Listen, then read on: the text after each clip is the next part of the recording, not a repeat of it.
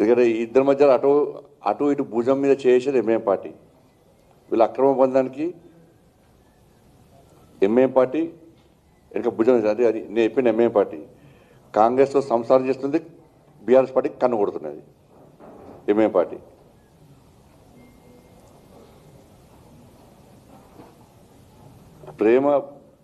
ప్రేమ బంధం అంటే దానికి ఒక మంచి ఆలోచన, ఒక అర్థం ఉంటుంది దానికి. కానీ అక్రమ బంధం అనేది ఎప్పుడు ఉండదు, మధ్యలో నాశనం అయిపోతుంది అది. ప్రేమ బంధానికి అక్రమ బంధానికి తేడా తెలుసుకోవాలి మనం. కాబట్టి వీళ్ళ ముగ్గురిది అక్రమ బంధం.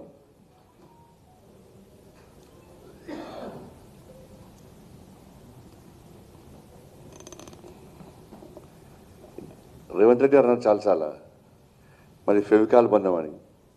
నేను అంటున్నా మీది బీఆర్ఎస్ది ఎంసీల్ బంధం.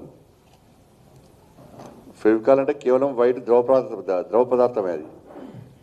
ఎంసీల్ అంటే రంగురంగులతోని ప్లాస్టిక్ పైపులను అంటు పెట్టచ్చు, ఐరన్ పైపులను అంటు పెట్టచ్చు, అంత ఎంసీల్ బంధం. ఎం అంటే ఎంఏ పార్టీ, ఆ బంధం వీళ్ళది.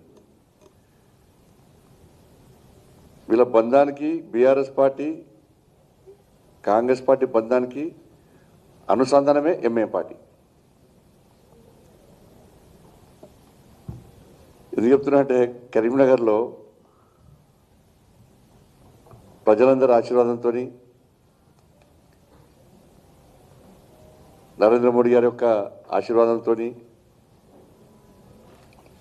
అభ్యర్థుల కష్టము, మా కార్యకర్తల యొక్క కష్టార్జితం ఫలితంగా ఈ భారీ విజయాన్ని భారతీయ జనతా పార్టీ సాధించింది.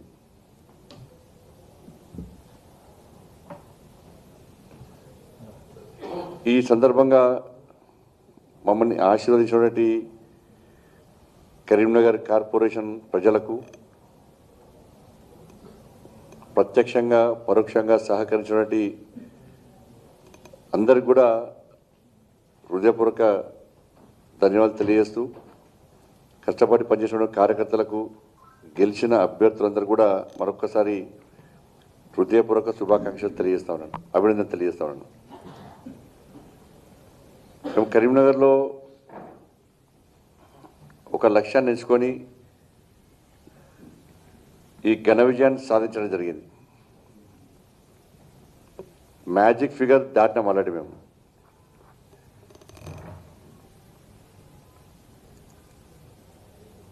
వాళ్ళందరూ కూడా భారతీయ జనతా పార్టీకి మద్దతు తెలపడానికి చాలామంది ఇండిపెండెంట్ కూడా పార్టీలో చేరిన విషయం మీ అందరూ తెలిసిందే. కానీ ఈ పరిస్థితిలో వాళ్ళు మొత్తం తిప్పి కొడితే 23 వాళ్ళవి. కాంగ్రెస్, బీఆర్ఎస్, ఎంఐఎం మాదేమో మ్యాజిక్ ఫిగర్ దాటింది మాది. ఈ టైంలో ఎట్టి బస్సులో భారతీయ జనతా పార్టీని మేయర్ కానివ్వద్దు అని చెప్పి ఈ 3 పార్టీలు ఒకటైనాయి. మేము గతం నుంచి చెప్తూనే ఉన్నాం, బీఆర్ఎస్ కాంగ్రెస్ ఒక్కటే, ఈ 2 పార్టీలు ఒక్కటే అని చెప్పి మొదటి నుంచి మేము ముత్తుకుంటూనే ఉన్నాం. ఇలా కరీంనగర్ వేదికగా ఈ బండారం బయటపడబోతున్నది. వీళ్ళ చిల్లర రాజకీయాలు, వీళ్ళ కుట్రలు, వీళ్ళ కుతంత్రాలన్నీ కూడా కరీంనగర్ వేదికగా బయటపడబోతున్నాయి. వీళ్ళ దిగజాడు రాజకీయాలు ప్రజలు గమనిస్తున్నారు. ఇలా బీఆర్ఎస్ పార్టీ, కాంగ్రెస్ పార్టీ, ఈ 2 పార్టీల నాయకులు రహస్య చర్చలు కాదు, బహిరంగ చర్చలు జరుపుకుంటున్నారు కరీంనగర్లో. బీఆర్ఎస్ పార్టీ సాక్షాత్తు ఎమ్మెల్యే ఏమంటుందంటే, నాకు రాష్ట్ర ముఖ్యమంత్రి గారు ఫోన్ చేశారు, బీజేపీని అడ్డుకుందాం, మన కాంగ్రెస్తో కలవాల్సి వస్తుందని చెప్పి బహిరంగంగా చెప్పే పరిస్థితి వాళ్ళ కార్పొరేటర్లకు, గెలిచిన కార్పొరేటర్లకు. కాంగ్రెస్ పార్టీ నాయకులు మేము బీఆర్ఎస్తో మాట్లాడినాం, బీఆర్ఎస్ మాకు సపోర్ట్ ఇస్తున్నది, మళ్ళా దాడుకుంటాడనే కాంగ్రెస్ పార్టీ మేయర్ని వీళ్ళు అంటున్నారు, బీఆర్ఎస్ పార్టీకి మేయర్ ఇస్తారని వాళ్ళు అంటున్నారు. ఇందులో ఏమేం పాట చెప్తున్నది, మీరు ఇద్దరు ఉంటాడుకోకూరి మేయర్ మాకేరని వాళ్ళు అంటున్నారు. కానీ వీళ్ళ యొక్క లాలూచితనం ఇవాళ కరీంనగర్ వేదికగా బహిర్గతమైంది. 3 పార్టీలు ఒకటనే. ఇలా ఎంఏఎం పార్టీ 8 సీట్ల నుంచి దాదాపు 3 సీట్లకు వచ్చేది. ఇలా బీఆర్ఎస్ కాంగ్రెస్ పార్టీ కలిసి కరీంనగర్లో మీరు ఏ విధంగా మేయర్ను సాధిస్తారో చెప్పాలి. మీకున్న సంఖ్య ఎంత, మీరు ఎట్లయితారు? ఎక్స్ అఫీషియో అన్నారు, ఎన్నికల కమిషన్ క్లారిటీ ఇచ్చింది. మా పార్టీ క్యాండిడేట్ కూడా ఫోన్ చేసి ఇన్ని లక్షలు ఇస్తాం, ఇన్ని కోట్లు ఇస్తాం, మీరు రండి అంటే ఛీ పో మీ బతుకు ఇంకా బతుకు బాగా మారదా, ఇదే బిచ్చ బతుకా మీద అని చెప్పి మా వాళ్ళు తిడుతున్నారు కాంగ్రెస్ వాళ్ళను. గీ బతుకా మీది, గీ ఎంగిలి బతుకా ఇంకా మీది, ఇంకా మారరా అని చెప్పి మా అభ్యర్థులు చీత్తు అని తిడుతున్నారు కాంగ్రెస్ వాళ్ళను.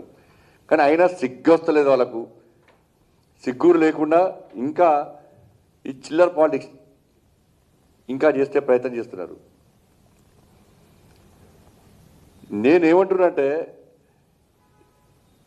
ఇది కరీంనగర్ స్థానికంగా నాయకులు తీసుకున్న నిర్ణయమా, బీఆర్ఎస్ పార్టీ అని కాంగ్రెస్ పార్టీ అని, లేదా కాంగ్రెస్ అధిష్టానం బీఆర్ఎస్ పార్టీ అధిష్టానం తీసుకున్న నిర్ణయమా? ఇది స్పష్టం చేయాలి. కరీంనగర్లో కలిసి ఉండాలి,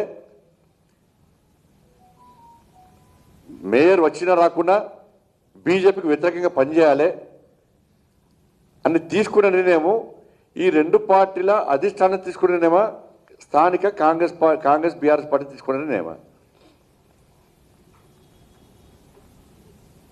ఇది కాదు అని ఖండన ఇస్తారు కావచ్చు, ఇది తప్పు అని చెప్పి కాంగ్రెస్ బీఆర్ఎస్ ఇస్తారు. వాస్తవం, బీఆర్ఎస్ పార్టీ నాయకులు మాట్లాడే విషయం స్పష్టం చేస్తున్నాం. మేము బీఆర్ఎస్ పార్టీ నాయకులు మాట్లాడే విషయం స్పష్టం చేస్తున్నాము. కాంగ్రెస్ పార్టీ నాయకులు మాట్లాడే విషయం కూడా మీకు పత్రికాముఖంగా తెలియజేస్తున్నాం. మేము